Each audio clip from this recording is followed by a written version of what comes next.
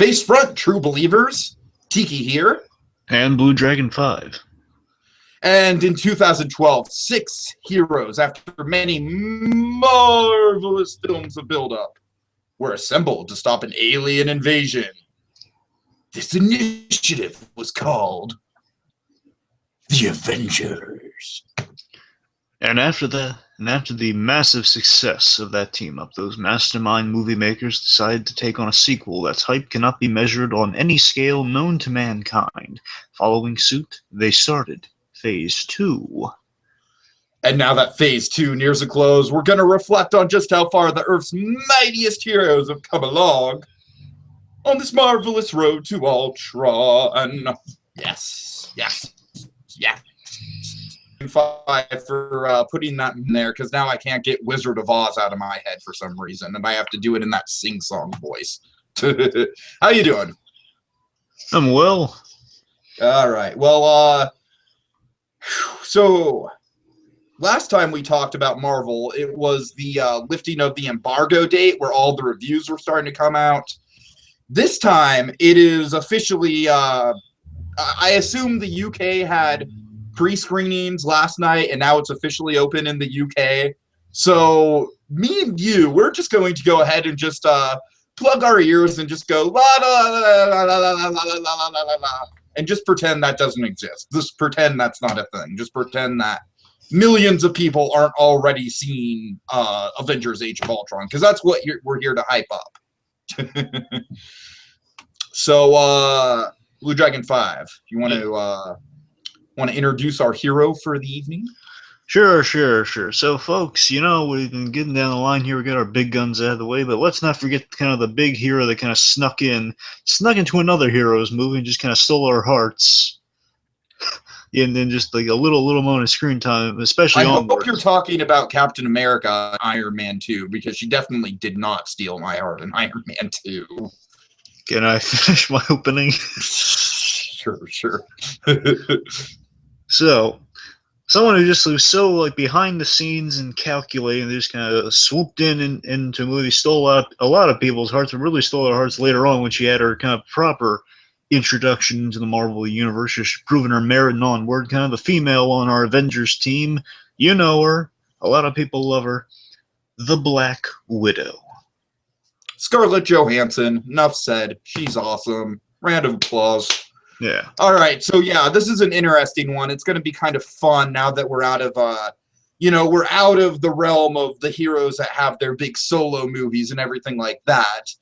And so now we're going to be diving into kind of the supporting characters. And of course, I'd say out of all the Marvel Cinematic Universe supporting characters that have not had their own film yet, yes, I think Black Widow is definitely the most prominent. Wouldn't you agree? Oh yeah, and again, I think she definitely earns her merit on the side of the Avengers because we see later on definitely she's got a lot of interesting stuff going on to kind of gravitate towards this character. Mm. All right, so let's see. We have her first showing up in Iron Man 2, and then we'll talk about her in the Avengers. And then, of course, rounding out in her scene-stealing role in Captain America Winter Soldier, which is what I hope you were talking about. Yeah. And am I missing anything? Did she pop up anywhere else? Oh well, I'll fill you in on some of the tie-in comics. It was really interesting, basically how she was kind of seeded into other Marvel films that we didn't see her in it. Okay, interesting. But before that, let's so we can kind of get some stuff out of the way, so we don't have to cover it twice within the thing. Let's just kind of go through again. We're covering the Black Widow's arc here, so kind of stuff that's been established in other movies, but in a little more chronological. Okay. So this is kind of like a whole massive Marvel Cinematic Universe kind of compiled here. So as we saw in Agent Carter, there was a project called the Red Room, the Red Room Project, which had little girls in Russia being kind of trained into kind of super soldiers in their own right. Kind of like the ultimate spies, so to speak, like the ultimate kind of like sleeper spies. And this Red Room Project developed years later into the Black Widow program, which is basically kind of an upgraded, more kind of brutal version of it, if you can imagine. So. And I definitely thought that the little girl that Dum Dum Dugan was interacting with was Natasha at the time. I was dumb. Yes. Again, I feel like it's kind of a trademark of these podcasts that I have to have at least one dumb noob fanboy observation per episode. So that was it for this. Right. So we just so what's kind of hinted at in the Avengers that she was also in this program as a child. She mentions like, do they all start that young? Well, I did. And from that being kind of a spun off from the Red Room and in the Black Widow program, she was a kind of a soldier for Russia. She's one of the spies for Russia back in the day. That she was kind of on the enemy side at that point, doing kind of these espionage missions, putting her in the crosshairs of the Winter Soldier at times. Really, really awesome in her long-spanning career. The big moment of change for Black Widow was when it's exposited to us in Avengers, but a really good scene that Hawkeye. The big reason she's indebted to Hawkeye, the big reason she's great. Hawkeye is her friend in like this whole Marvel world, one of her closest friends, closest allies, is because Hawkeye, way back in the day, he was tasked by S.H.I.E.L.D. to take her out, and he didn't do that. He made the call not to kill her, but to recruit her, and then from that point forward, she was on the side of good. And I guess at that point, then she.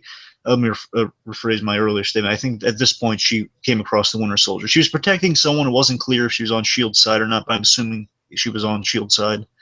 Like the Winter Soldier really shot through her. I mean, boy, a lot of oh boy, some really scarring stuff there, literally. So and then we see from that point forward, in like a little clip in the Avengers that she and Hawkeye in Budapest doing a lot of good work together. They make a good team. He remembers Budapest a little differently, but she. I want to see that as like, if not, it'd be great if we could just get the Hawkeye and Black Widow Budapest movie. I totally watch that, but I think we should at least get like a 10-minute short or something like that. Because what did happen in Budapest? Well, we get like a fun little clip of it when she's thinking of Hawkeye. We see a S.H.I.E.L.D. agent pulling up the file, and we see the two of them in Budapest on a screen.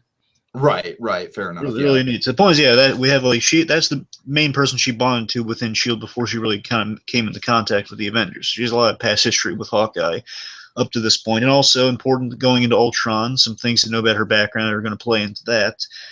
She's done many covers over her long-spanning spy career here, big ones being, a Russian ballerina and model.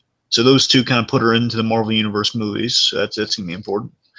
And other things, she over the years she's kind of gotten she's in kind of that close, as Nick Fury puts it, kind of like the amount of people I can trust. I can only put on like one hand. You can only trust a certain amount of people, and like she is within one of those. She's really close with Fury. Like she's Fury's go-to agent, along with Coulson and Hawkeye. What about Maria Hill? And Maria, again, it's on one hand, so that's pretty much all. Yeah. All right. So you want to start with Iron Man 2? Sure. So Iron Man 2, she's planted to she's a plant by Fury in Stark's ranks to basically observe him and really just kind of report on him in terms of the Avengers initiative, see if he's ready. Mm-hmm. And I've kind of said this before in our Iron Man retrospective, but I think she did her job a little too well because she's just kind of dull before she gets to Black Widow mode in this movie, don't you think? Yeah, again, my issues with Black Widow in the movie are that she kind of gives, and the big thing I do, she gives bad advice. She's not that good a shadow at times in that movie. That's what I'm saying. I mean, and she doesn't even have that good of a cover name. Like, her name is Natasha Rushman instead of Natasha Romanoff. Yeah, well, that one, I don't know, no, I'll give that one pass. I'm not sure. Some comics may have actually given her that name as the undercover name. I'm not sure. I'm guessing. But yeah, it wouldn't surprise me if that was the case. So exactly, that might be the reason it bothers me. Yeah, it might be a reason they kept the Rushman. But I don't know. Maybe she wants to keep the R in the name somehow, but still Romanoff being the actual name. Obviously, Romanoff's kind of an ominous spy name. She doesn't want to. Right. Okay, so let's see. So I guess like most of her screen time in Iron Man 2 is with Pepper Potts, right? And those two kind of have a rivalry going on. Yeah, again, that was another weak point of Iron Man 2 with this kind of big time, yeah. Don't get me wrong. I mean, the setup was a good idea of like, Tony. This gorgeous woman walks in and she enters the ring, and there the Tony Stark, the guy who talks a mile a minute. In charming the pants off people, he can't speak. He takes a drink. He takes a swig of the green chloroform stuff, chlorophyll stuff. I don't know the green gook stuff. The green gobbledygook. Yeah. Yes, and also again, big issue I have there again with her kind of again as good as she is in this movie. Really, she's mainly good towards the end. That's the big, obviously, that's the big. I mean, yeah, she does have her kind of big coming out, like, "Ooh, look at me, I'm Black Widow. Look at all the cool spy stuff I can do."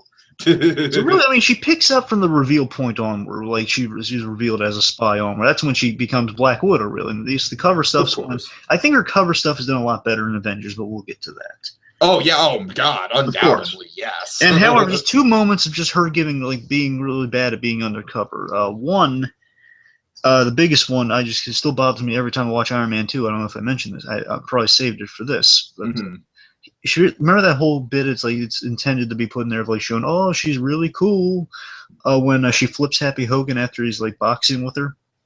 Yes. Now, and then even like Pepper Potts, like she's like, oh my God! I'm just saying. You know, it's not really. That defeats the purpose of undercover. Like, you shouldn't be able to do that in everyone else's mind. Yeah, I agree. That really bothered me too. It was just kind of like it's really overt. I don't know. It's just kind of like the problem I have with them. Like, I don't really think they really knew the character all that well when they were writing her in this movie. Because as you mentioned, like in the Avengers, it's really cool to see all her aliases and whatnot. But in this movie, it's like it's just sloppily written almost, you know, where it's like she's boring and yet somehow she still manages to be like, oh, I'm just gonna blow my cover. You know, I don't know. It's not good. Yeah, it's like kind of that weird. See, Black Widow is kind of in the Avengers and in this, just kind of in general before Winter Soldier.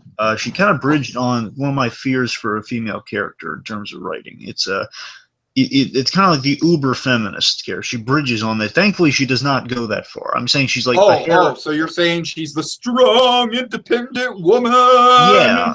I mean, thankfully she's like a hair away from it, though. I mean, after Avengers, it completely course corrects something. She's done perfectly in Winter Soldier.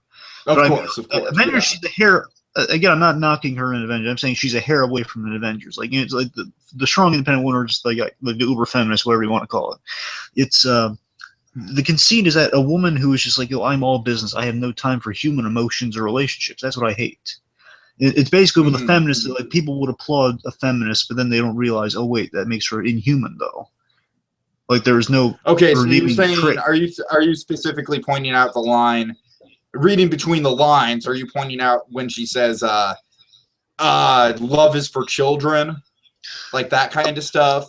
Yeah, I mean, again, she's bridging. Like I'm not knocking that. I'm just saying it sounds close to that, like a little too close for comfort for him. But it's fine in the grand scheme. I mean, again, it buys it back when she has these moments of comedy within that movie. Like that's not a party, you know, stuff like that. So I'm saying she bridges on it, but then it really just, of course, it gets perfectly done in Winter Soldier and in Avengers. It's not bad. It's close to being that way, which I'm glad it didn't go that far. It was close though. No, I agree with you, and I'll definitely echo your sentiments in terms of that's really. I mean, especially after we have, I still definitely was not on board with this character after Iron Man 2. I mean, you see her in Iron Man 2, you have a few examples of her kind of being that because it's like, it's not set. Well, that's what I'm saying. I mean, like, in her best moments in Iron Man 2, it really is like strong, independent woman. Look how kick-ass she is. And really, there's not a whole lot to her other than that. Exactly. You're right. That's kind of the issue with it. It's not explicitly said, but it's just shown visually. Like the Hearn's like, oh, Happy Hogan just taps her, and she has to show that she can't be touched by another man.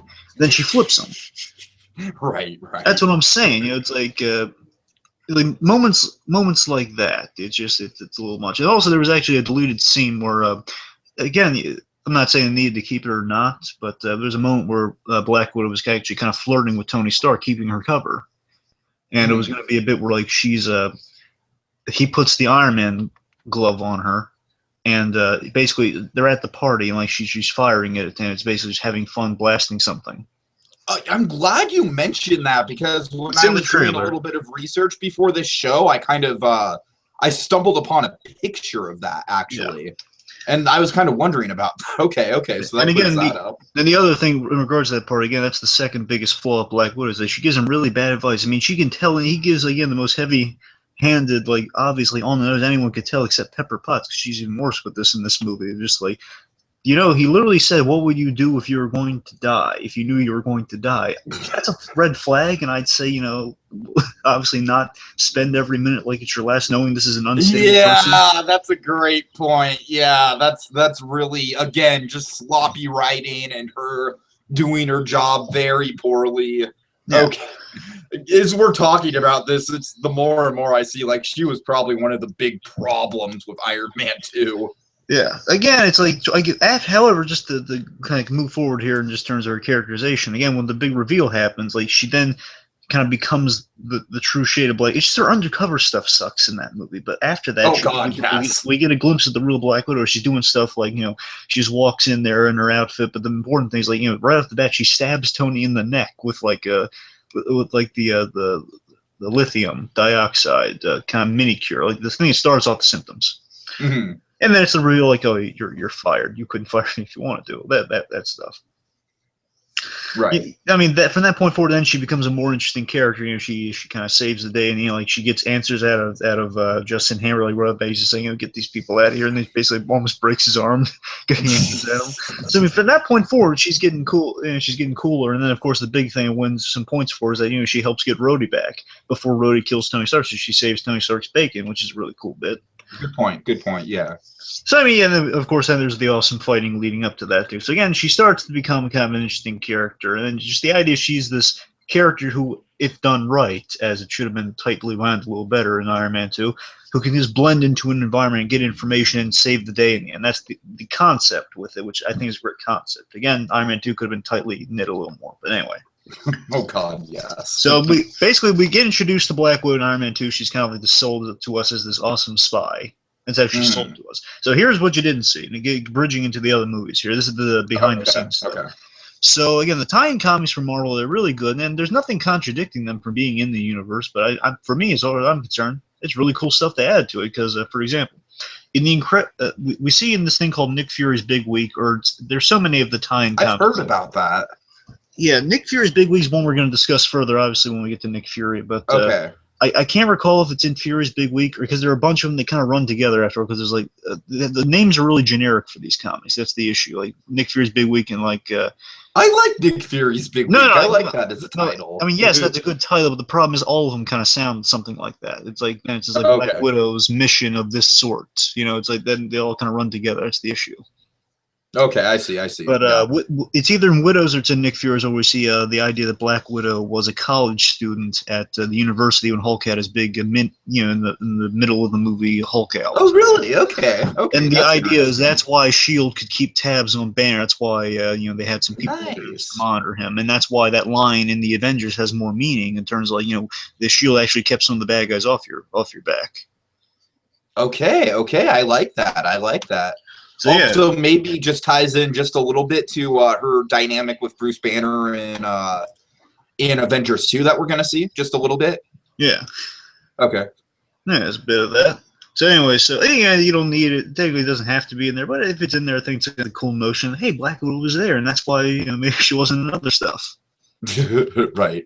It's kind of cool. Okay, and then in the also, this is important. It's either in that or it's in this Avengers. Yeah, it's in an Avengers prelude. There's a really cool scene with Black Widow. Is basically we're in a S.H.I.E.L.D. base. I think they're testing the Cosmic Cube. It kind of, you know, the Cosmic Cube was going a little wonky at that time, like leading up to the beginning of Avengers. Mm-hmm. And like during that, in the S.H.I.E.L.D. base, like kind of the power went out or something, and essentially the leader who I'm gonna bring up in the S.H.I.E.L.D. thing a bit to talk about this scene a little more. Samuel Stern's the leader. He's being kept in a S.H.I.E.L.D. base since the events of the Incredible Hulk, which again is kind of a neat little insider thing. That's where he went after the Incredible Hulk. Right. S.H.I.E.L.D. kidnapped him and put him in a base. And he broke out, and he has his mind control powers now. And this is kind of foreshadowing her whole thing with Loki and the Avengers of she has red on her ledger. And basically, the leader's kind of reading her mind, saying, "Oh yeah," and he's being all malevolent and stuff. He's really cool, just saying, "Oh, you, my dear, you have red on your ledger. You know, if you were," he's trying to mentally control her. but she's too smart for it. That's the notion. He's basically saying, like, hey, listen, God damn you, Universal, for having the rights to Hulk, because we really need a solo Hulk movie with Mark Ruffalo and the leader. Seriously. And like the leader's basically trying to control her and trying to say, hey, listen, if you help me out, you and I can rule the world. Kind of pulling like a Darth Vader, you and I can rule the galaxy together. That sort of thing. It's really cool. But then Widow just like showing how strong fortitude she has mentally. Again, foreshadowing the thing with Loki and Avengers. She just shoots him in the leg to take him out. Like nothing, just bam.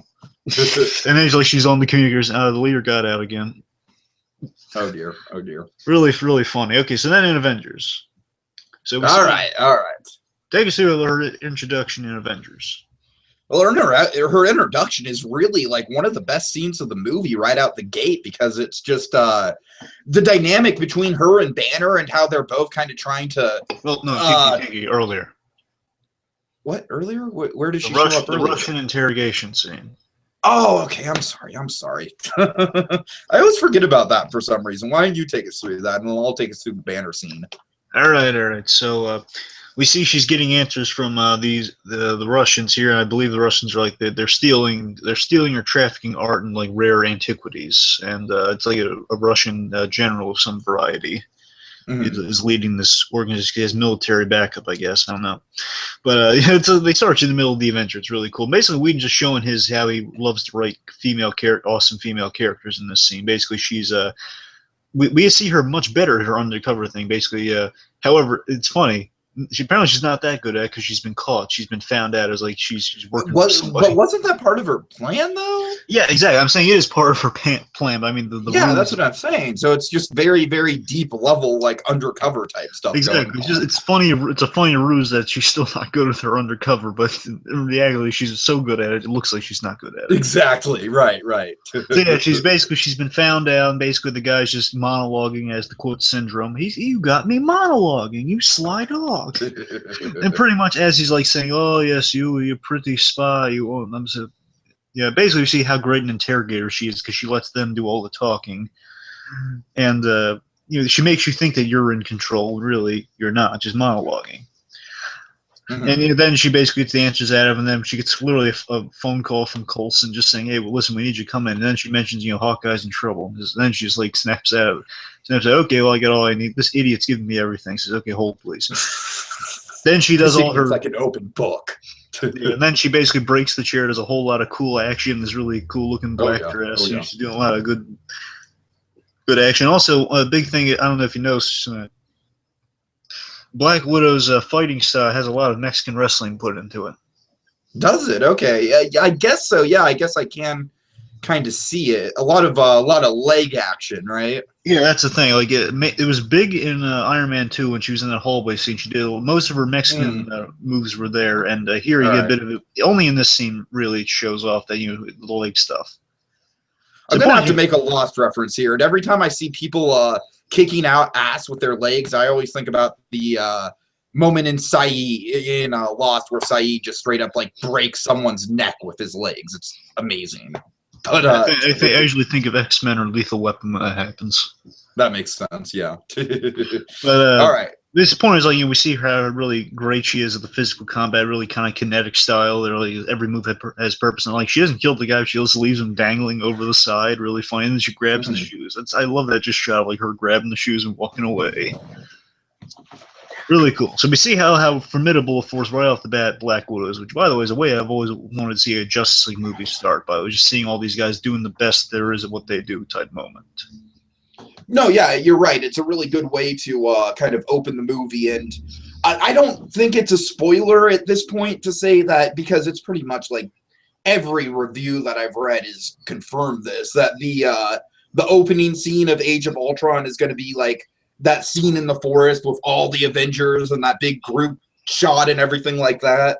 So that's kind of an interesting way to kind of go about it, where it's like in the sequel, we're going to see like kind of like all these people in action doing what they do, but then kind of in the first movie, they're sort of like spread out, but they're still kind of like doing their, all doing their thing individually. All right, so she's contacted by Coulson saying, you got to deal with the big man. Well, I can't. Stark won't trust me as much as he can throw me. No, I have Stark. You have the big man. Wait. And then she goes to, I believe, Calcutta, or place wherever Bruce Banner is. It is Calcutta, and I was hearing that there was actually a lot of controversy from Calcutta about betraying Calcutta that way. Oh, how can... Come on, Calcutta is being saved by the Hulk. How can you not appreciate that? I know, but people were like, I guess specifically what the issue was that they were offended that they were portraying Calcutta as a place where you literally like couldn't afford a doctor and stuff like that. What do you mean? They paid him for his services rendered. What are they talking about? I don't want. I'm not the guy who makes this controversy. I didn't report on the controversy. All right, okay. So take us through the lovers meeting each other here. Oh dear. Yeah, talk about well, do we know? Is this the? I mean, it's not really the. How much interaction? I mean, do you think that she? Again, going back to the Incredible Hulk. Now that you mentioned that, do you think? During that incident, she kind of got like a little bit of kind of a curiosity about the Hulk.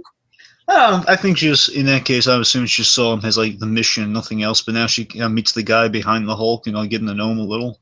Fair enough. And of course, it's a completely different guy because, I mean, just the way that Edward Norton plays the Hulk and the way that freaking Mark Ruffalo plays the Hulk, it's pretty, especially when I was watching Incredible Hulk and then Avengers one after the other. It's pretty damn noticeably like there's something off here. But anyways. So yeah. So this is again one of my favorite scenes in the movie. Kind of right off the bat, it really is kind of like if you think about it, it's the first sort of major like team up interaction moment that we get in Avengers. Yeah. And so essentially, like when I love the way it's set up with the the little the miniature spy who's like, please, my mother is sick. And so so Bruce Banner, he has to go out, he has to follow this little kid spy, and then as soon as he gets into the little shack, the kid proceeds to jump right out the window, and then Black Widow got the money out from Banner. And then I love this scene between Black Widow and Bruce Banner because like Black Widow is wanting to just kind of put him at ease and sort of like she knows about his reputation, and she obviously she knows about like, well, I'm sure Nick Fury at some point was like, angry. You would not like him when he's angry. So, I'm sure he's walking on thin ice. But then the great thing about Mark Ruffalo and his performance is that he really senses how scared she is. And so he's kind of playing it up, of course, where it's like, oh, God, what does she lie about? Well, the idea in this scene, it's a really tense scene because he's playing kind of cockier than you never would have expected. And she's just really afraid of him, and she masks that by saying, "Hey, listen, there's no one here. It's just you and me," and that's the lie. Where basically, I think she says like it's in your self-interest, like basically says something like it's in your self-interest or something. And he says, "Stop lying to me." Yeah, he really blows up. He's like, "Stop lying to me!" And then I love how he just calms right back down. He's like, I'm sorry, that was mean. Again, it just shows you kind of the fear and distrust, lack of trust at this point between these two. She has a gun under the table ready for him. And then we find out all those men were avenged, and then he says, like, yeah, we're all alone, right? Indeed. So again, it's kind of a relationship up to a rocky start at first. But again, I think on some level, regardless of the fear in this scene of just the reputation, first of all, right off the bat, kind of good parallel going that the two of them have a reputation. Him obviously what he's done, and her with like her past. Yeah, that's very true. That's a good kind of a connection that they have right off the bat. On some level, I think she likes the unpredictability because again, she's a spy who operates all like reading the files and knowing your enemy, and that's why she's so good at her job. And with Bruce Banner, he's so unpredictable, and even if all those measures do work, it's basically even if they used all those measures they had outside, there's a very little chance they'd work, any of them. Right. Okay. So again, she's excited by the unpredictability, which again for her is like, hey, this is actually kind of interesting. All right, so let's see. When do we see her next? I think it's when Cap and Bruce are meeting each other, right? Yeah. And so yeah, she's just basically kind of like welcomes them on board, and oh, you might want to get inside because it's about to get a little wet. Like the air's great idea, putting me into a submerged vessel. Well, no, the air's about to get really thin out here. Oh, really thin. I'm sorry. Okay, yeah. So, she's starting to warm up the banner. Again, the S.H.I.E.L.D. agents, they really do love kind of playing with the reveals in terms of like, oh, yeah, they didn't see that coming, did they? That's true.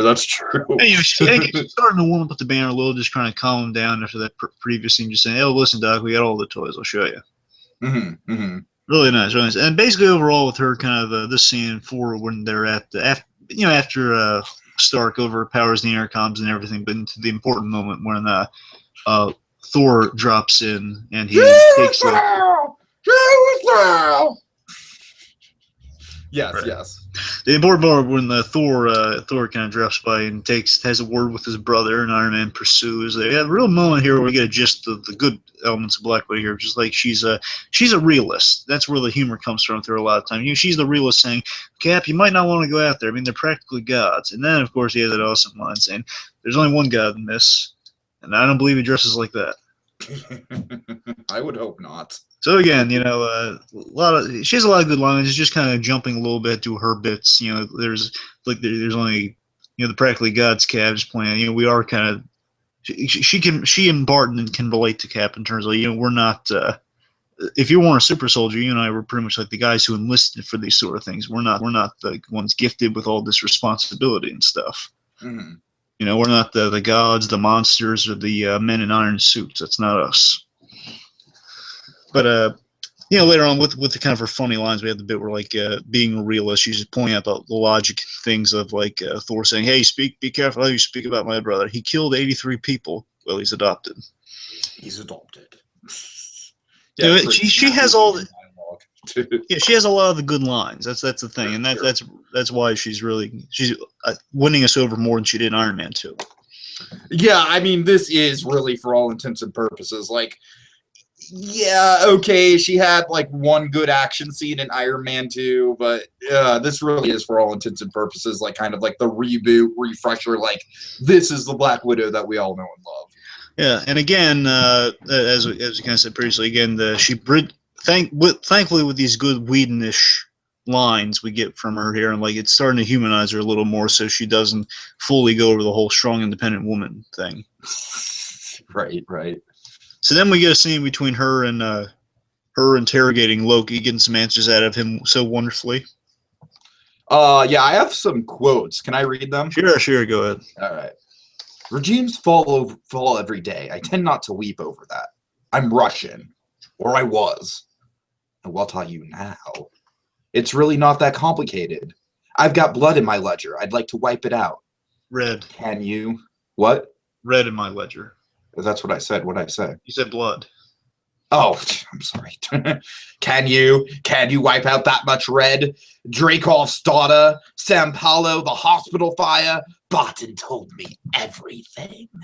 Oh yeah. This is really Loki's it's Loki and Black Widow's best scene in the movie, I'd argue. Together, it's just awesome. Yeah, Loki loves to play mind games. It's amazing. This the trickster. She out-tricked the trickster god himself, the guy who loves to mess with people, and she got the best of him. It's such a wonderful concept. And again, it's a brilliant on Whedon's part for devising that. Mm-hmm. Yeah, because, essentially she just wants to put herself kind of, it's essentially the same thing we were talking about with her opening scene in this movie, where she's intentionally put herself into a vulnerable position, and that's exactly where she wants to be, because that's when people are going to give up information to her. Yeah. Again, it's so well set up with that earlier scene, and just it comes full circle here, and then just leaving the god of mischief going wait, what? What was that? It's fantastic. Yeah. So then we have a scene where after everything's getting heated, she's going after the Hulk now. Now that, again, it's kind of a neat idea that now she's armed with the information that the Hulk is part of Loki's plan. So the distrust is raging really hard right now in the midst of all this and chaos. And literally the Hulk, the guy there, the guy they're all worried about in this scene, he's grabbing the scepter, so they're worried. Okay, that sounds like right, yeah. Dr. Banner, put down this. I love how tiny he looks in that shot, by the way. He's like, Dr. Banner. Again, it looks so short in comparison to them all grabbing the scepter. I don't know why. Pokey stick. Yeah, zero on to the Loki pokey stick. It's funny. So anyway, so then after he accidentally, basically a big explosion happens, courtesies of Hawkeye. They all get kind of blown out of the. Some of them get blown out of the room, mainly being Black Widow and Banner, and then he kind of accidentally is triggered into a Hulk as she's trying to calm him down. Says, "I swear on my life, your life." You can tell she's getting more scared, and like people are trying to go like, "Hey, you need some help? Just get out of here, making it worse. Get out of here." right. Basically, she's literally chased by a monster, and she's used to dealing with a lot of threats, bear in mind. But still, facing a Hulk is something, if you see that thing, you're going to run out of the way. I mean, there's no... Unless you're Captain America, you're not going up against... Unless you're Captain America or Iron Man in a giant suit of armor, you're not going up against that green thing. So she's running away, and again, Black Widow is usually one not to run away. But man, she runs away really terrified. I love how traumatized she is afterwards. Literally, Thor has to swoop in and save her, otherwise she'd be really traumatized, which she is. I mean, otherwise she'd be dead. Now she's just. I love. Again, it's so amazing to see her in a genuine. It's so funny. We saw her in a fake vulnerable position earlier on with Loki, and now we see her in a genuine, traumatized state, like her. Practically in a fetal position, just kind of coming to grips with what she saw, and like you see almost tears in her eyes or something, like just the point that she's so shaken by being chased by the Hulk. Sure. You know, really moving. Then of course, like she snaps out of it because she is Romanoff after all. You know, she's the Black Widow. She's pretty cool. She just says, "Okay, there's a job to do," and it involves Barton. You know, we got Hawkeye in the fray here. I need someone to respond. Says, "Yeah, Romanoff, copy." Yeah, and she goes there. She faces Hawkeye, kind of faces her other demon. The thing, because those the Loki scene did come from some real emotions. She does care for Hawkeye, and she doesn't want anything bad to happen to him. And there is kind of a concern. There's a lot of emotions involved. So she's fighting them. Really cool fight. Again, they're both kind of master spies of S.H.I.E.L.D., and they're doing a lot of good battle. And there she owes him. And she saves her pal. A little unnecessarily harsh when she punches him a second time, I got to admit. Nat. Yeah, no, it's a good fight scene because it's like the only fight scene in Avengers that doesn't have any sort of superpowers involved.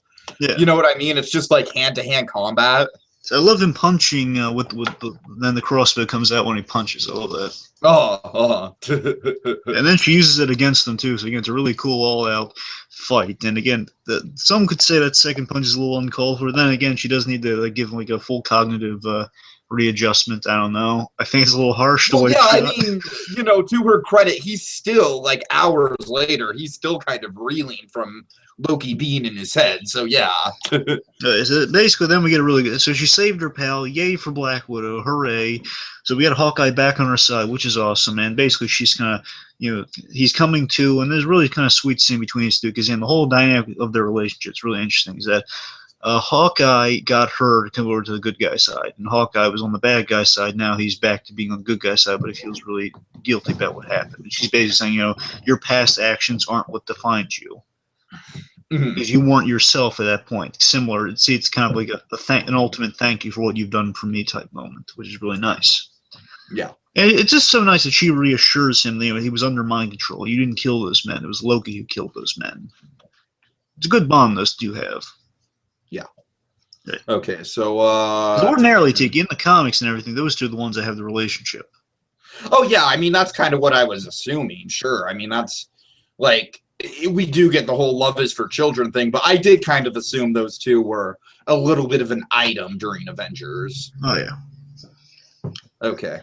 I'm kind of glad that they're moving away from it though. It's going to be interesting to see kind of you know, maybe Hawkeye's sort of reaction to all her affection towards Banner. Then again, it is a question ruminating that if some bad stuff happens in Age of Ultron, maybe she and Banner won't be together, and then it'll be her and Hawkeye going forward.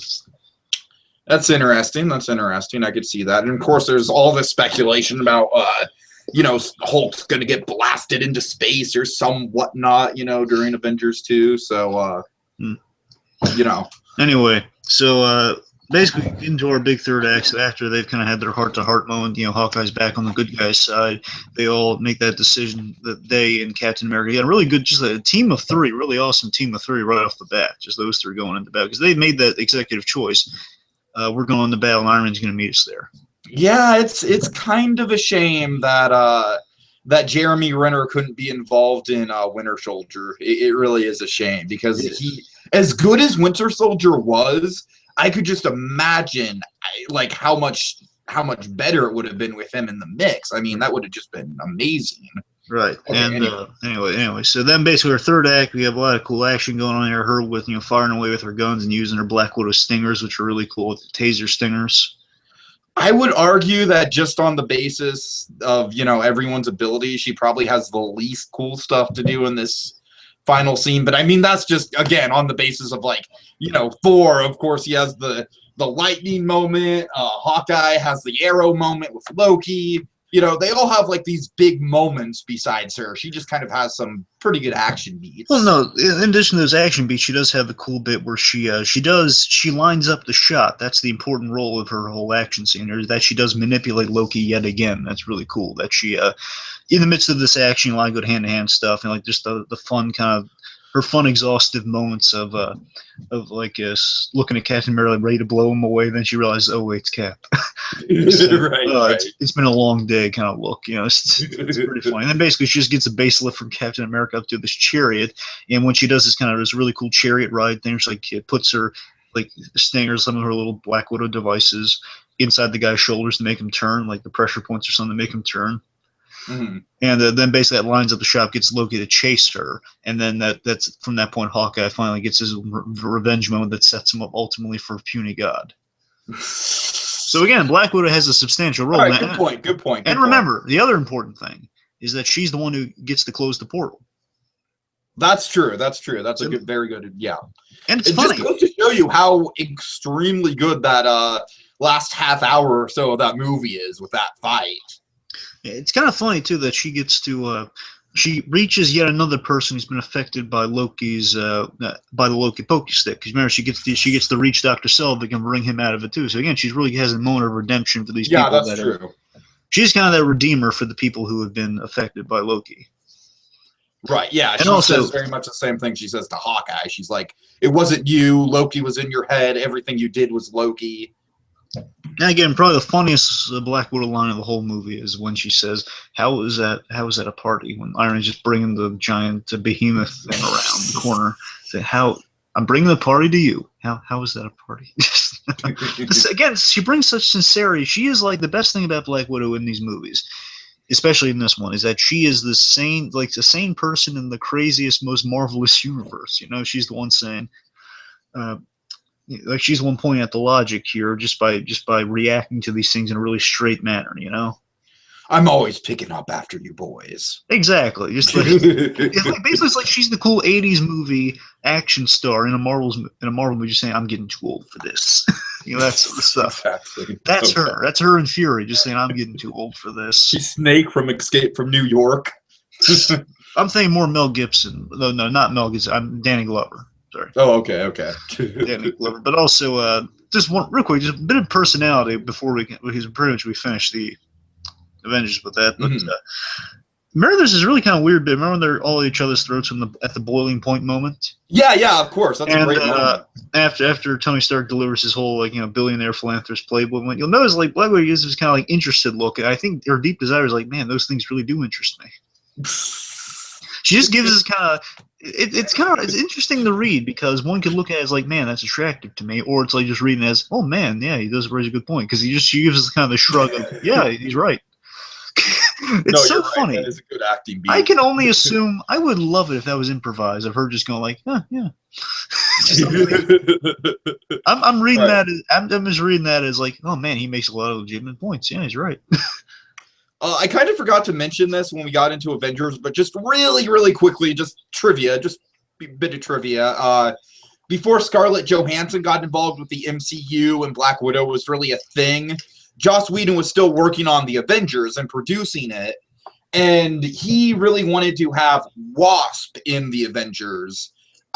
No real reason I could find other than he's quote-unquote a fan, which I know doesn't really describe much, and also because I assume that Ant-Man and the Wasp were kind of founding members of the Avengers. They were. But indeed, as history has shown, Scarlett Johansson did come into the fray, and how can you say no to Scarlett Johansson? I mean, come on, even in Avengers 2, she was freaking gorgeous. So it's like, so the rest is history. I do hope that we eventually do see the Wasp, though. Yeah. Oh, well, we will. I'm just hoping she suits up. I mean, she's going to be in Ant-Man. I'm just hoping she gets... Wait, is she Evangeline Lilly? Yeah. Oh, okay. Nice. The only question is if she's going to suit up or not, which I'm really hoping she does. In Ant-Man, or just in general? Well, in Ant-Man, first of all. Okay, I mean, I could see a situation where, like, in Ant-Man, she's more kind of just developed as a character, and then later on, sort of like maybe in Infinity Wars, comes on as the Wasp. Well, I mean, I'm sure she'll do it in Infinity Wars. I'm just hoping that we at least see the costume, or like hints that she will be suiting up. I'm hoping. Mm-hmm. Anyway, and I'm sorry, but I have to do it. Yay! A member of Lost is an Avenger.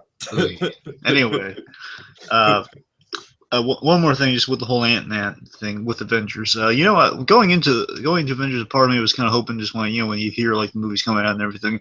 Part of me was hoping that, I know there's no really role for Ant-Man this way. I'm just hoping he's like a S.H.I.E.L.D. scientist on the side or something. They say, oh, there's Dr. Pym, and then Janice, his assistant. Right. I was kind of hoping that would be the case. Yeah, it'd be kind of neat, the little name drop for Hank Pym as a S.H.I.E.L.D. scientist. I think the problem with that is that they'd have to, like, if they were to show the guy, they'd have to actually have the actor, you know what I mean? Yeah, in hindsight, he's right. And I love the fact that they got Michael Douglas for Pym. They did. I really love that casting. It's kind of a shame he won't be suiting up, but then again, he's getting kind of up there, I guess. Well, and we don't know that we won't see flashbacks, though. Well, I mean, yeah, the tie-in comic to that is that we usually see him suit up back in the cold 50s. You see him suit up. I really want to see Michael Keaton in the MCU now, but that's a whole different thing. I'll tell you. We'll have Michael Keaton talk later. Anyway. Sure. So also one last thing, just with in the big action scene, we have a great moment Black Widow where she kind of makes up with Bruce Banner. It's really sweet, and in terms of like he's in there in his little scooter. Which I know you love. My favorite frickin' image of that whole movie is just him riding on that scooter. That's just amazing. And then he delivers that great line just saying, yeah, well, this all looks very horrible. And then she says, well, I've seen worse. And again, he just legitimately, yeah, I'm sorry about that. Says, no, we could use a little horrible right now. So again, they've really come around. They're a little dynamic there in terms of like she realizes, yeah, that's not really him. That's the Hulk. It was a moment. He was in a mood. Well, I mean, the Hulk in general is kind of like an interesting character study of, psychology, but we won't get into that because that's a whole different podcast. Exactly. Again, it was bad circumstances, and Loki was kind of manipulating everything. So we'll let bygones be bygones. You can save us now. It's all that matters. And then at the end, we have this little. It's funny. The question is how much hindsight did Joss Whedon have? Because at the end of the movie, we have like I think I just wrote off as, oh, they're kind of buddies now. It's sweet.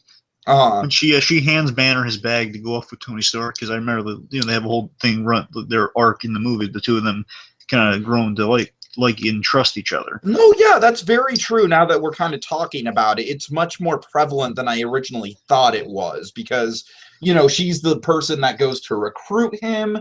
She welcomes him on board, shows him the toys, if you will, so it's like she very much is intertwined in Hulk's story. I mean, she's there during the first Hulk out.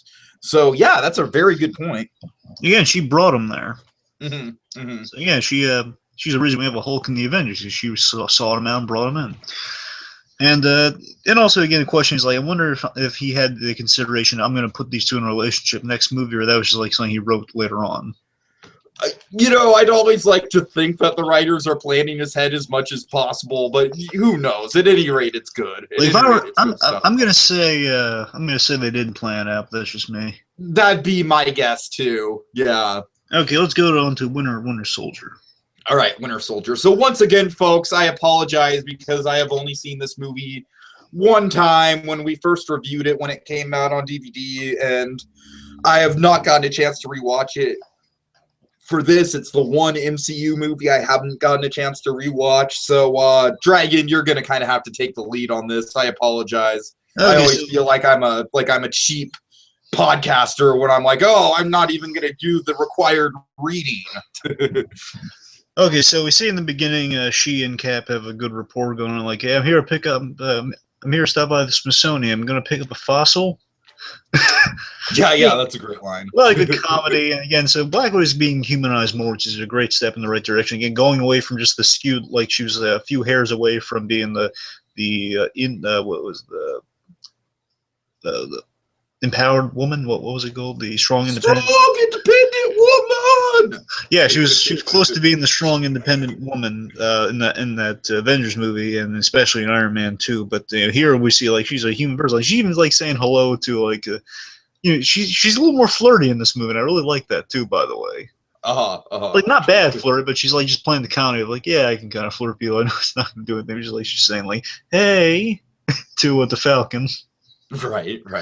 So then basically we see she and Cap have gotten a really good working rapport going on, and she likes working with Cap because in a way it's kind of funny. Again, just looking at how human she is now with all her little bits of comedy, just logical logic. It's like, well, if you were a really talented spy going on missions, you would be able to do this. Type things like her. She can not be as serious on these missions because she has, as Nick Fury and everyone else puts it, the world's greatest America's greatest soldier going on missions with you to pick up the slack, so she doesn't have to be uber serious all the time. It's like, hey, I got the guy here kind of putting the serious face on these missions. I can just kind of kick back and relax doing the job.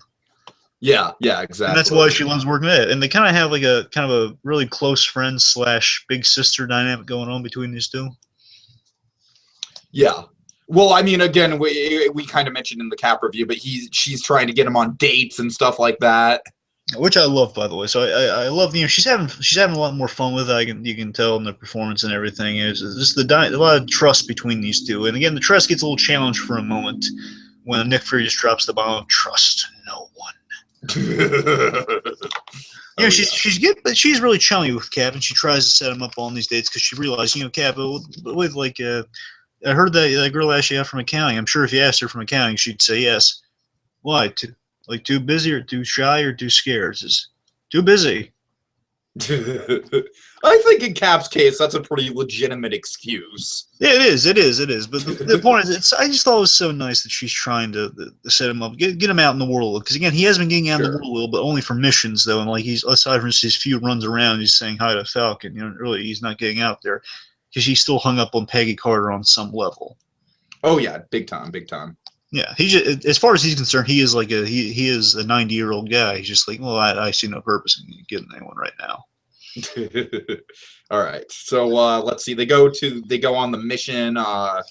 See aboard the Lemurian Star. Did I pronounce that right? Yeah, Lemurian Star. Yes. All right. Just a little line of dialogue that I noticed, like kind of reading through the Wikipedia, that I just find sailor. No. Doing anything fun Saturday night? Well, all the guys in my barbershop quartet are dead, so no, not really. I totally missed that during my first viewing, but any mention of a barbershop quartet is just amazing. Well, it was in all the trailers, though. Was it really? Yeah, it was in all the trailers. I didn't, to tell you the truth, I didn't pay much attention to the Winter Soldier marketing campaign. I don't know. For some reason, as you know, that movie just kind of came and went for me. And I loved the first Captain America. I don't know why I wasn't so inclined to go see Winter Soldier, but who knows? That's Remember, I tried telling you to see Winter Soldier. You didn't listen to me. Yes, I know. I saw Grand Budapest Hotel, which was a good decision, and then I saw Godzilla, which was a shitty decision. But anyways, we all know how that went. Anyway, so yeah, basically, again, it's kind of hard not to just say it over and over again. She has a lot of really cool action bits. Like she's literally hitting guys with pipes, and she's looking seductive while she's doing it. She's able to have more fun on these missions because Cap's picking up the slack. It's really fun to see her this way. Right. She's really good at her job using like the little Black Widow shocky things, which are really cool. Like the little mini taser clamps. Like basically she's using all the equipment she used in Iron Man 2, but now it's gotten even cooler and even smaller when she's using these things. They're really cool. Like she's using a little strangling wire to get around. I love it when she's using a little strangling wire like to get from point A to point B. Sure. Yeah. Oh yeah, so really cool. But then we have an issue of trust here. So again, Nick Fury gets Nick Fury gets attacked and he kind of flatlines, and she recognizes the assassin that went after him, and she's horrified because she has a real big stake with this guy. Might I just say that the scene that Nick Fury gets attacked might straight up be my favorite action scene in the entire MCU so far. I know. I love the build to that. The whole it's been a long time. Yeah, but we'll get to that one. Fury's video exactly, but the point is, like, the aftermath. She's there again. She's really close to Fury, so she's really hurt by his death, and she's not in on any of the plans or anything in that regard, because Nick Fury, he really likes to play things close to the chest. And as soon as this happened, I was like, no, there's no way. They're not gonna kill Samuel Jackson. I'll admit, I saw him coming back a mile away. However, knowing event, because in the marketing they did kind of give that way, you can kind of piece together some of those scenes, like, well, obviously he's in another scene, so he's not dead. Exactly. Yeah, that was a little sloppy. However, you gotta give him points. It was the same thing with the Dark Knight when they tried to kill off Commissioner Gordon before we heard "Good evening, Commissioner." You know what I mean? It's like when he died, I was like, wait, we haven't heard "Evening, Commissioner" yet. However, you gotta give him some credit though. If you're just in terms of like not seeing any of the trailers, that is kind of a cool way to kill him off, and you think he's dead. Mm-hmm. Had you not seen any of the trailers, or just figured, well, he's going to be... Well, I mean, like I said, I wasn't even really paying attention to the marketing campaign. I just knew they wouldn't kill him just because he's fucking Samuel Jackson. And I don't know, I guess that is, like, this might be a good place to bring up this overall kind of complaint about the MCU in that, like, God, it's very appropriate that they're owned by Disney because... they have a big tendency to kill off their characters and then bring them back. And I think that's one of the few storytelling problems that the company has really had. What do you think? Well, I mean, sometimes they do it really... So far in Marvel, in the movies, to me, they've done it really well when they bring them back, so I have no gripes with it yet. But in the comics, they do it all the time, when they kill people. Well, yeah, sure. So, I mean, I'm just saying, in terms of the movies, they've been doing it. I'm not happy with the fact that Gwen Stacy's running around. Yeah, well, yeah. I equate to, if I haven't read it myself, I mean, I know that there's like a Spider Gwen. I assume there's like an alternate universe Gwen Stacy. Fucking terrible. Fucking terrible. I'm sorry. Okay, right. But yeah. Anyway, the point is, like, I'm saying what I liked in the cinematic universe is that they've grounded it in kind of some science you can buy and why they're alive. So I like that. Yeah. I mean, Bucky, they really... Well, I haven't heard... Bucky was good. Bucky made sense, and I knew Bucky was coming back anyways. Coulson wasn't bad. I look forward to your explanation for Coulson. I look forward to that. Yeah. Let's see. Loki was okay, but I just kind of figure, like, I don't know.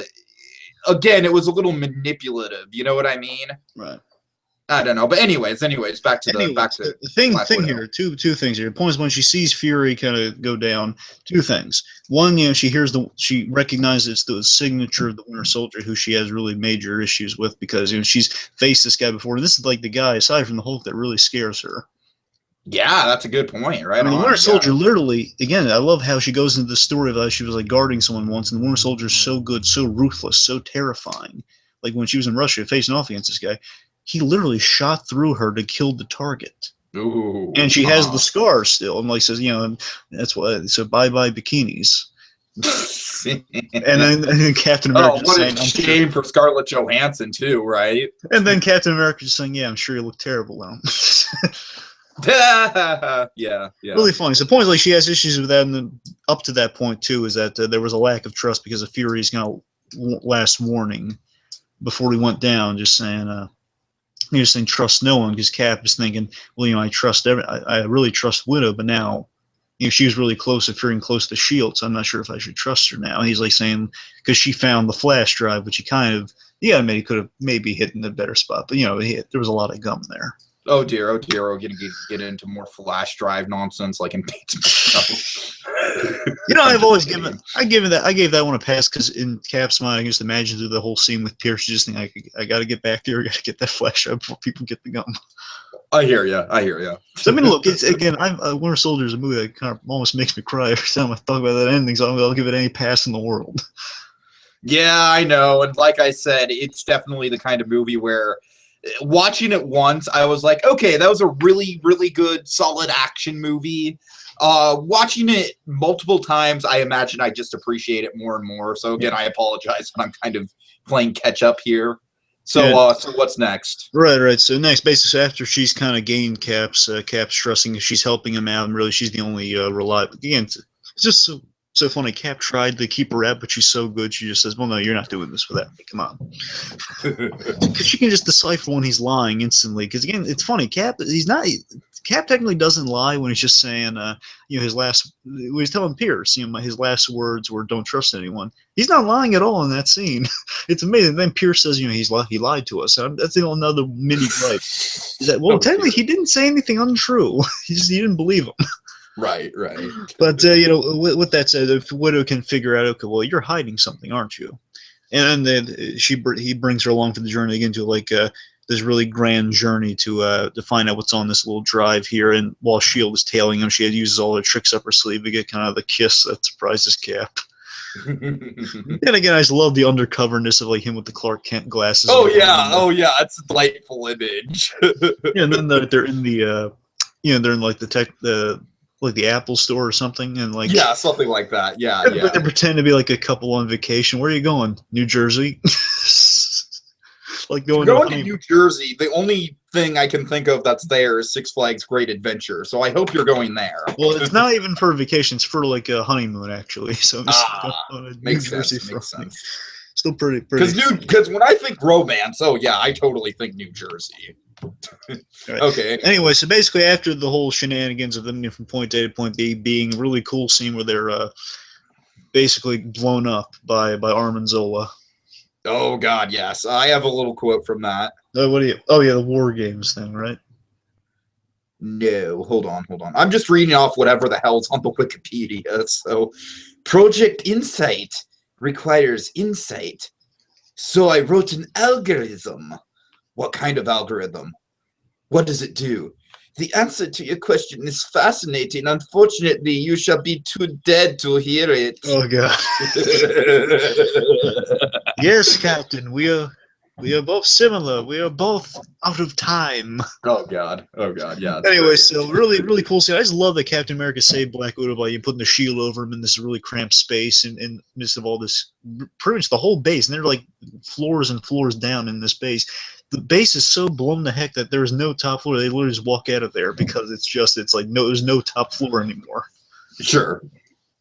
It's really cool. So he saves her. They go to Sam Wilson's place, and then we have this really cool moment where they're kind of cleaning up after battle, and they were all kind of good sit down here, just showing the friendship between these two. She's fearing that she's basically fearing that it's not evening out, because now they're finding out S.H.I.E.L.D's kind of gone bad, and she's wondering, I used to work for the bad guys, and now apparently I've been working for the bad guys the whole time. And then, kind of rocking her world for sure. Again, that whole red in her ledger thing's really started coming into play in this movie big time. Mm-hmm. Because she says, I've done all these terrible things I can never wipe from my ledger. Well, you're doing some good stuff now, and that's what's clear in that right now. You helping us out. We're doing the right thing going from this point forward.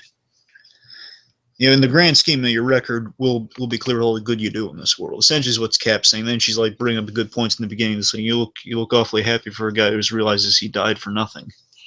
Exactly. Yeah. So again, they're really good. There's two of them kind of realizing they both have been their worlds have been rocked at this moment, just being there for each other. Really nice. And then they go with the help of Sam Wilson. They get some answers out of Sitwell, some good banter going on about the whole. What about that girl from accounting, Lillian, with the lip piercing? I'm not ready for that. I'm sorry. The great lead up to that, though. The great lead up to that is they're interrogating him, and Cap looks like Cap's going to throw Sitwell off the roof. But then she's there too. He says, "Well, you're Captain America, Rogers. Rogers, you're not going to throw me off this roof."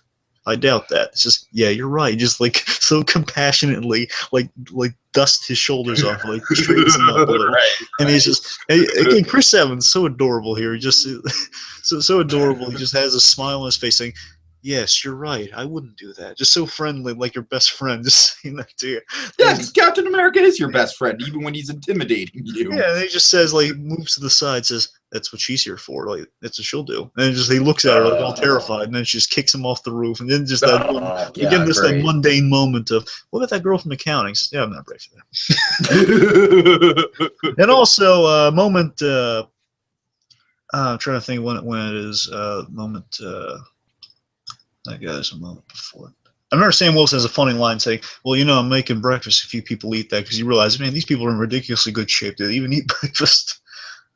Yeah, that's very true. Actually, if you watch Steven Universe, they kind of like have a big explanation about how like superpowered beings don't need to eat, and it's kind of like a big part of their character. Just saying, it's interesting superhero dynamics. But anyways. There's something I don't know. I know I'm missing something with these. Oh yeah, I remember. So when they were heading from point A to point B in that kind of scene, there was a great, just the grandfatherly moment of Captain America where he says, "Was that your first kiss?" Saying, "No, it wasn't. Was that your first kiss since the 40s? Since before you're frozen?" No, yeah, I'm 90. I'm not dead. Oh dear. I'm 95. I'm not dead. Really funny, and also just the moment he's just like telling her to get her feet off the dashboard, like your grandpa. Oh yeah, I remember. And again, everyone just praises the movie for so many things. That's just one moment I've heard like Kevin Smith praise. It was like that just shows you he's a great guy. Just saying, hey, listen, no, we're borrowing this car, so get your feet off the dashboard. Exactly. Adorable, and fantastic dynamic these two have. Again, a lot of mundanity, a lot of comedy in there. It's really sweet, really good stuff. Anyway, so then. After we get answers from Sitwell, after he gets maliciously killed, which we'll bring up again in S.H.I.E.L.D. Basically, after the events of the movie, she goes undercover, doing a lot of cool action, helping Fury out, stop Pierce in the end. Basically, at the end of the day, she is really kind of cool redemption moment for all the red in her ledger. She's being faced with the consequences of S.H.I.E.L.D. because she is kind of the other. She was there, and like remember, all the information is on the internet now after that movie. So she is like the big one with all the big controversial stuff. It was essentially like kind of like a WikiLeaks moment, and also kind of like a Sony email leaks moment. Yeah. It's kind of funny, predating the whole Sony thing. Yeah, exactly, right. so with that says she's in Congress and she's being faced by she's the one with the most damaging record. And they hold someone like the McCarthy hearings, and they have to put someone has to be responsible for it. I have a quote here. Oh, sure, go ahead. Okay, you're not going to put me in prison. You're not going to put any of us in prison. You know why? Do enlighten us, because you need us. Yes, the world is a vulnerable place, and yes, we help make it that way, but we're also the ones best qualified to defend it. So if you want to arrest me, you'll know where to find me.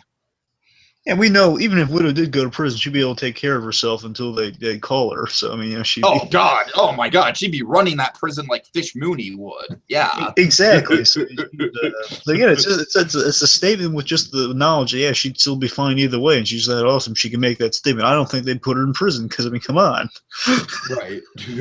So again, first of all, the best part of that scene is her being confronted with the past that Pierce warned her. Are you prepared for all your secrets to be out there in the world in the open? Her saying, I am, are you? It's like her coming to grips with thanks. I love in that scene just the fact that Captain America got to her with that. Just he said to her like, you got to make peace with those past mistakes and you'll be fine. And she did that, and it saved the day in the end of her putting all the secrets on the internet. And of course, being faced with that in the end, she does kind of the Captain America birds. Again, Cap affected everyone in that movie, kind of inspiring them. And with that, she just was confronted with it. Yes, I've read my ledger, but I've done a lot of good, and you're going to need me whatever happens with the consequences there. So throw the book at me, do whatever you want. You're going to need me. You're going to need all of us. Right. And at the end, the end is just a really sweet moment where she sets him up with the nurse that was in his building, who's really Agent 13, which is most likely Agent Carter's niece. Again, I have a quote, if you will. Sure. That thing you asked for, I called in a few favors from Kiev. Will you do me a favor? Call that nurse. She's not a nurse. And you're not a S.H.I.E.L.D. agent. Good stuff. Really nice. And again, something that I just picked up on thinking about this is that she helped Steve. This is like the first time, really, aside from all the cool stuff in the movie. I'm saying from the beginning and seeing how it ends here.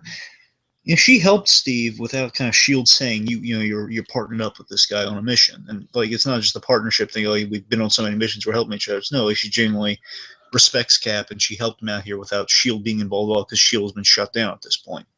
Right, right, It's just really nice, just showing you that, you know, beyond just working together, these two really are kind of bonded together. They are friends.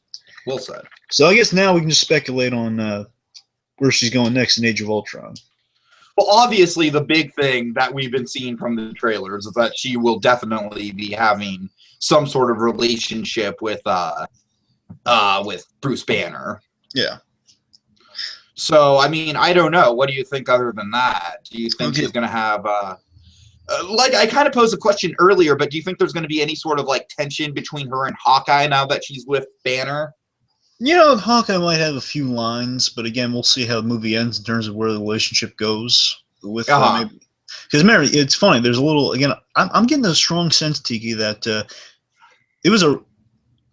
I'm sorry. So for example, with Iron Man 3, there was they had so much knowledge about the Avengers movie going into Iron Man 3 when their production on it, so they knew a few elements of Avengers, which basically be the ending. Right. So they knew the ending, they knew all the stuff leading up to it, they just knew a wormhole was involved, and they would have the footage by the time that movie's finished to use. And so they didn't know every detail of Avengers when they made that. So here, I'm thinking they didn't know about the relationship between Widow and Hulk on the horizon. So I think in their minds, Hawkeye was still in the picture. I'm thinking that too, definitely. Because there's a little Easter egg that she's wearing an arrow necklace. Oh, okay, okay. In that last scene, she's wearing a little arrow necklace. Which makes you think, you know, Hawkeye's still on her mind. So I think that's definitely kind of like my big question. I hate to say that in terms of like, oh, speculation on Black Widow. Okay, who she's gonna end up with? Yeah, who's her ship? They got some legitimate stuff with her here. Okay, shoot. Okay, one, I think the past stuff's going to be in there yet again. However, I don't think there's going to be like saying, "Oh, woe is me, my red ledger." I think it's going to be we're going to see the red ledger happen in flashback. Okay, if that happens, I just hope that they work it in well because I'm always kind of like weary of flashbacks in the middle of stuff like the Avengers. Well, I mean, if anything, I mean, we're getting like one of those like I'm trying to think of a good description, but like one of those like quick flashes within the action, you know, like a quick flash. Okay, I know what you're talking about, right? Or like, what if it's like mentioned, like what if Ultron or someone like maybe kind of like how they do with Bates Motel when they do their sort of flashbacks. Yeah. Like, what if, like, for example, Scarlet Witch is going to be getting in her mind a little in the trailer we've seen, and like, what if like when she's whispering something in her ear, then we see like, quick flashes like her killing children or something. Ooh, God. Ooh, that's dark. Because remember, it said like she set fire to like an orphanage or something in the. That's true. Yeah.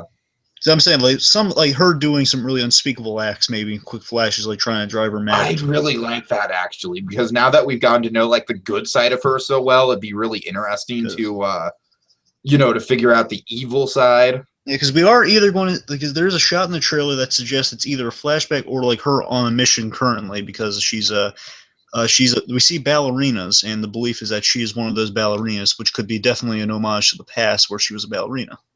Yeah, definitely. The question if it's going to be like that point is like she might be really tied into Hydra with the flashbacks if that were the case. Which again, we've seen Hydra will definitely have a role in the flashbacks with the little Captain America glimpse we got there, you know.